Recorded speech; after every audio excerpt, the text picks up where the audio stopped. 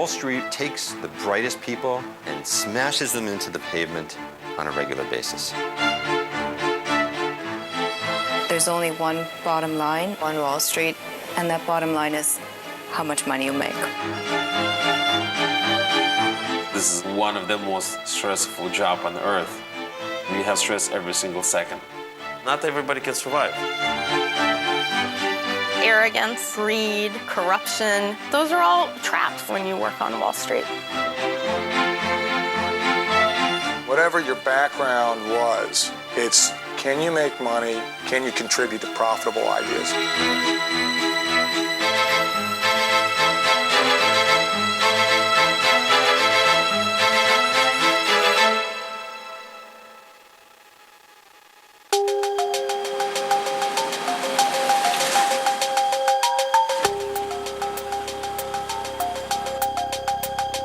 You should wake up in the morning with an immediate feeling of dread no matter what. And that is simply because if you know what you're doing, you realize that it might be very, very fleeting. Being a woman on Wall Street, I think it has its good parts and bad parts. Oftentimes you still feel it's a little bit of a boys' network. Sometimes you're not being taken as seriously because, you know, you wear a skirt and makeup. There's two major things in this business how to make money on Wall Street. The first of all is mind your own business. And the second most important thing, discipline. A lot of our clients look to us to make the money, but also to be something of an insurance policy if the market really gets nasty. Yesterday, the market was nasty, and we had a very good day. There are two numbers I don't think I'll forget. One is 15, and that is the age I moved out of my parents' house. And the other is 27, and that's the age I retired. It's about making money, but you have to have discipline, you have to be clairvoyant, you have to be obsessed and fearless. When Guy was managing money in a loft in Soho, he was knocking it out of the park and no one knew he existed. And now he has an office in a midtown high-rise, and his performance has been off the charts, putting him in the top 5% of managers. We are investors in U.S. equities only, and we are a long-short fund, which means that we are basically making bets, if you will, on stock prices going up and stock prices going down. We trade for both our personal equity as well as that of both institutional and high net worth investors. All righty. We got a lot of money to put to work, so we're going to put some of it to work today. I have always worked on getting one degree up on another to show that I'm actually well accomplished. I did feel under pressure to prove that. You have to have a certain resilience for Wall Street. Gets stressful here usually around the open, which is at 9:30 Eastern Time. There's usually some information that has come to light overnight. Thank you. Hey, chill. What? You gonna be good in school today? Yes. You sure? Yes. And what are you gonna do? I'm going to Gonna learn learn? things. You wanna be like Daddy, a day trader? Yeah, I want sure? to get $1 million. You want $1 million? Yes. That's a good one. How about 2 million?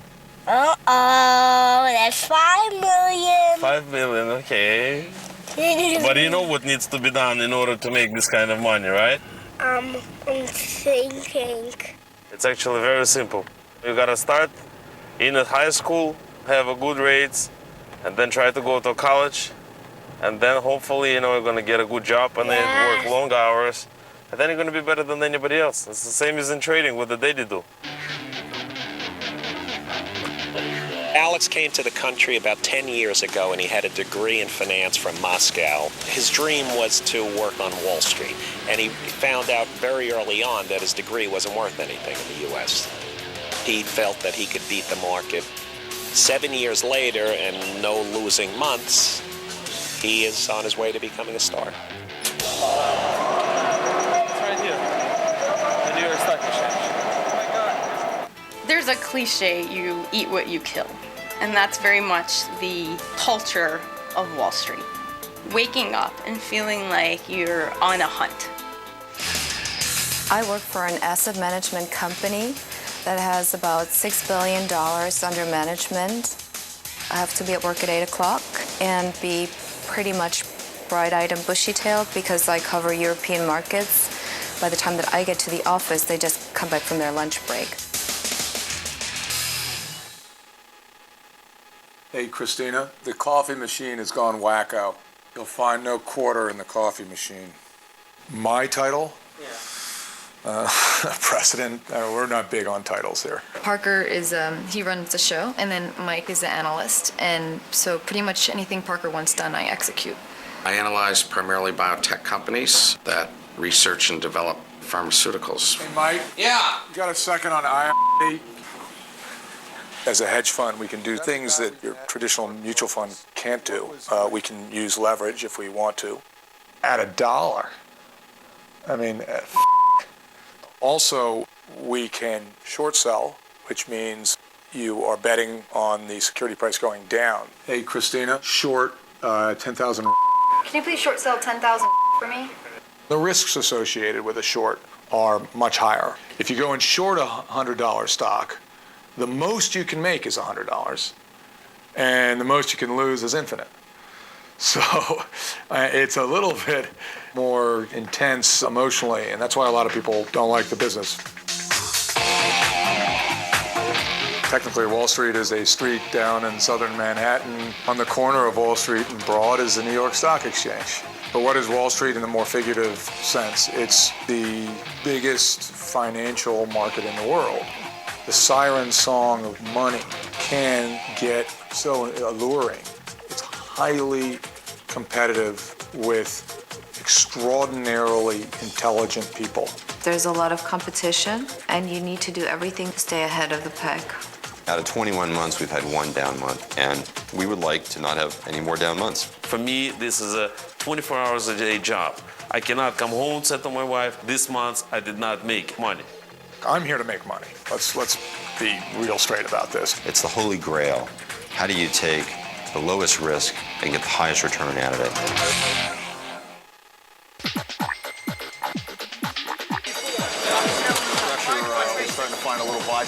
We're here at the American Stock Exchange where in 1987, as everyone knows, the market crashed.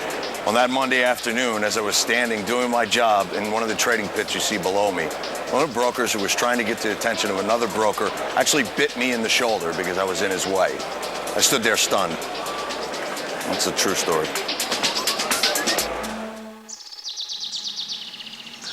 It's one of the hardest things for me to explain what I do. I represent, on one side, some of the richest investors on the planet. And on the other side, we try to find undiscovered managers who we hope will be the next superstar. It's an art discovering some of these managers because, for the most part, they like to remain below the radar. I would say 9 out of 10 are going to fail. This is what we got so far that we've gone over on the short side. That's not enough. No. I basically sit down with my trader and we go through what do we have in the book and what do we think we're going to need to do today. Do we want to add to positions? Do we want to cut positions? We wanted to wait on these two, right? We want to wait for them to open and to stabilize. It's a tempting target, but we've been burned too badly on those names. All right, let's hold off on it. So wait. it is a no-go for the moment. Now here, on the other hand, check our stock loan on that and see whether or not.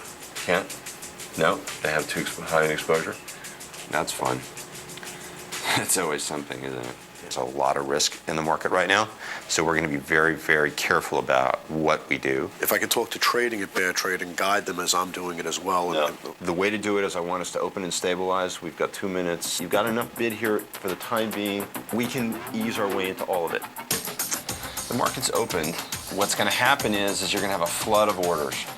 Anybody who was short yesterday and thought they were going to get follow through might be nervous. So what you end up with is a very funky move in the very beginning of the day. You see that reprice right now? Yeah. It's all over the place. You want to get in and get those positions on. It's at the flat line right now. When Guy's working on a trade, you'll never get his attention. I mean, he just has laser focus, and he'll remain in these positions until he takes his pound of flesh out of the market. Hold them? Hold them. Okay.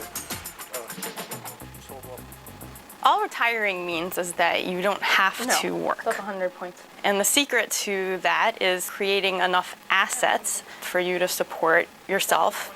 I worked at a consumer sector focused hedge fund.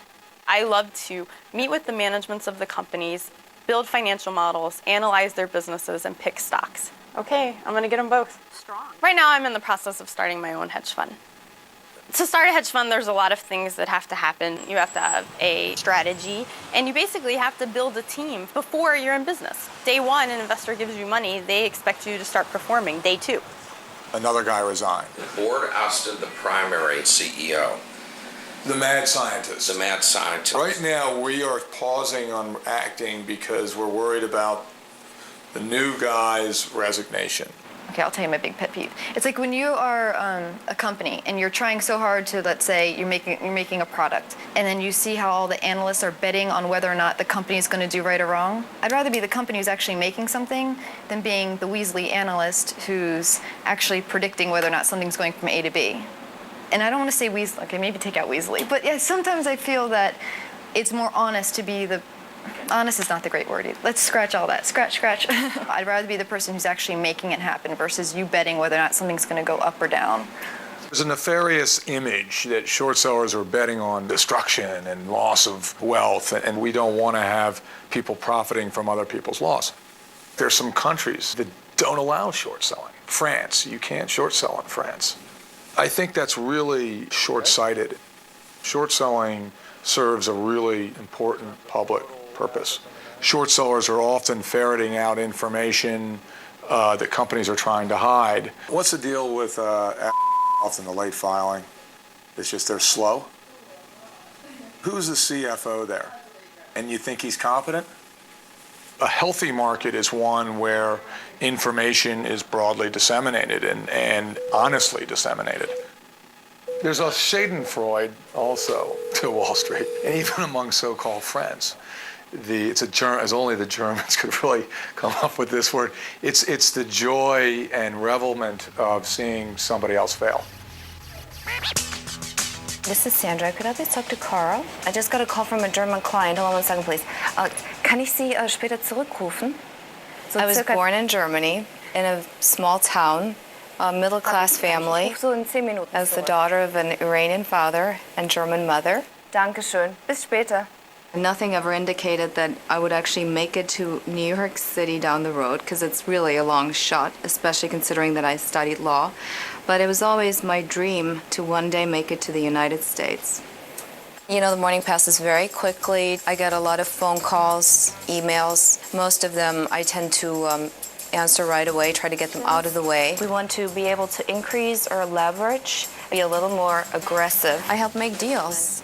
We raise capital from primarily institutional investors, and then we structure funds, put that money in there, and we manage it for them. A fund is kind of a shell of where the securities are being put into. I mean, the minimum is going to be 50 million, and we want to ramp up pretty quickly up to 250, 500. Some deals are really sexy. Sometimes it's exciting to close a deal. A lot of energy and testosterone comes together. Ever so often, though, you want to feed your mind some other stuff to maintain and expand other dimensions. For instance, I took up quantum physics in my spare time. It's for non-scientists, though. It's not mathematical, but it's very interesting, you know, because if you work on Wall Street, things can tend to be a little one-sided, and so you want to feed your brain something else for a change. It's interesting that we're all working with the same data. We all have the same earnings, forecasts, reports. But the incredible thing about Alex is he reads the way the market interprets that data. He gets in sync with the market. At the age of 22, I came to the United States. First 3 years I spent as a cab driver. Then I got into the Wall Street, got my licenses, and I become a day trader. How I make money, I do a lot of charts.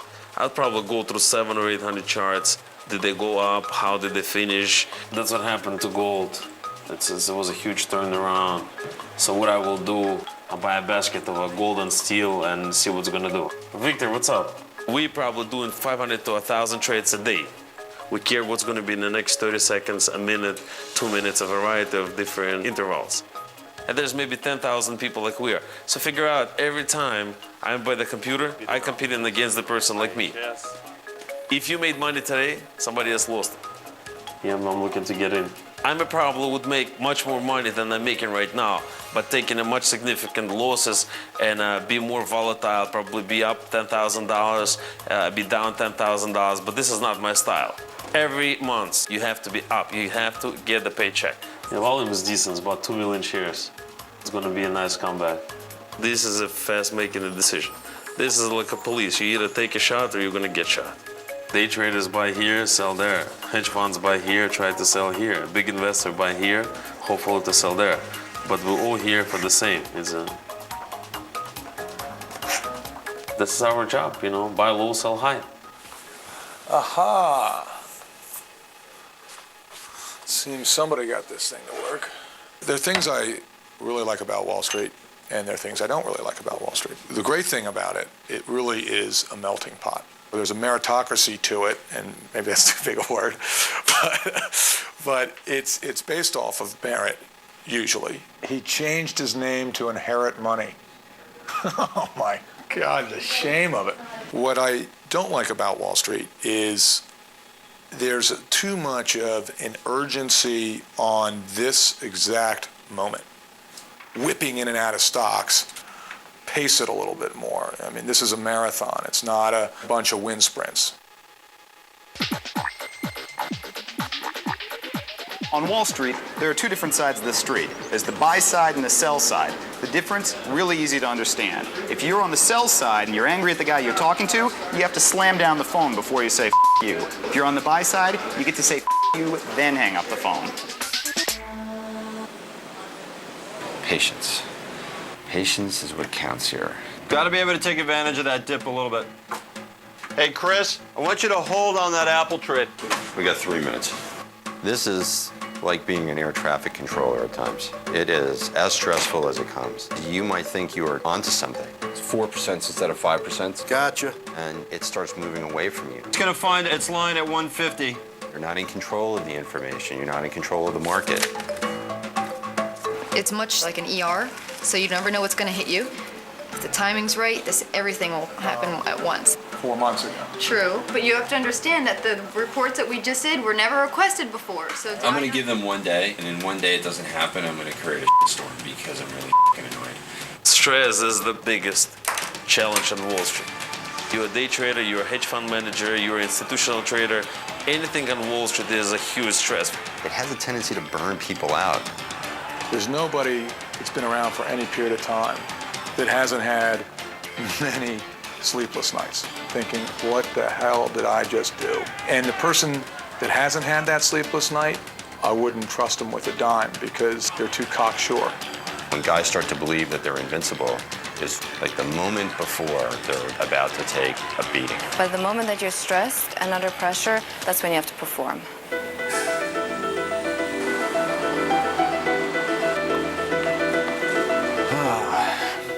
So today, for the moment, is a profitable day. So you picked up 40 bips. Doesn't make anybody happy. You can never rest on your laurels here. It's really important to be humble because the market will humble you in an instant. You know, there's an old expression that the market has a paddle big enough to give anyone a spanking. For me, day is over 4 o'clock. I come tomorrow as a fresh man, not the day, not the money. You cannot walk away from this business. All the people, when they try to make money, what they're trying to do with it? They're trying to invest.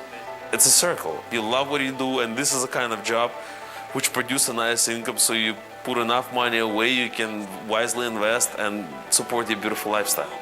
That's what the Wall Street is all about. It's about money. For me, money is just a tool to live the life I want to live. My father made a lot more money than my mother did. When I was 11 years old, they divorced. That had a huge impact on me because a lot of his salary went with him. It made me determined that I would not find myself dependent upon someone else to support me.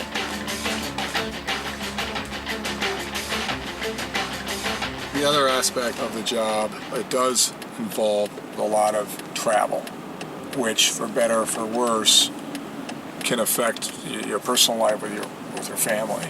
No, I'm taking a client. I'm taking him for golf, actually. We'll be back Monday. If you don't have a real love of what you do here, you're not going to survive. Even my wife says it to me at times, says, why don't you just stop? And, I suppose the question is, stop and then do what? You can't let your own biorhythms and self-worth and happiness be completely governed by the volatility in the tape. I've seen people get seriously manic depressive that weren't necessarily prone to that. And they just couldn't handle the ups and downs of their portfolios. I think a lot of Wall Street's success is timing, which itself can be a function of luck. But I guess it was Napoleon that said, bring me the lucky generals, because sometimes you make your own luck.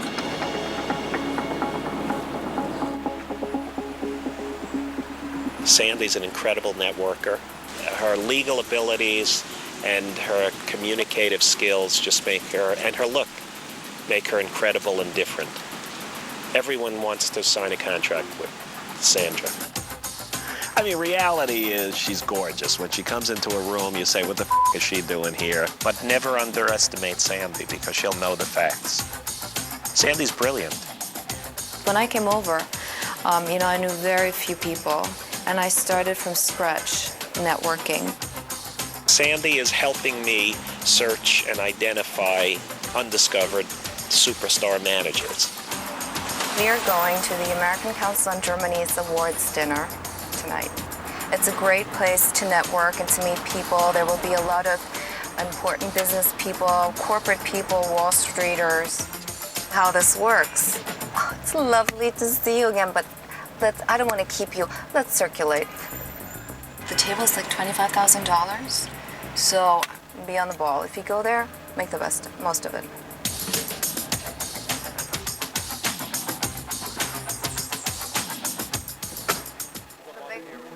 Networking is really key because you cannot survive in this business by just sitting behind your desk. I'm very happy where I'm at now, but I would like to keep on growing. And part of that may be transitioning further away from just putting together deals to manager selection. Thank you. When I came here, there were instances where I felt lonely because I was so wrapped up in work and, I didn't have that many friends. Thank you. Thank you. A downside to being a successful woman is that you're always working, and before you know it, another year has passed, another 3 years have passed, and then you get another great offer. And so you kind of get a little bit sidetracked. That may have happened a little bit in my case.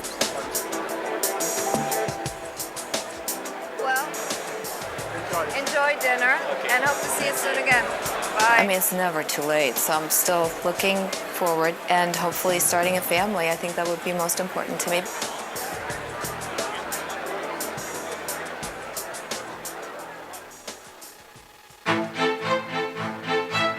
I think wedding proposals are going to be your biggest challenges. I just got $1 million!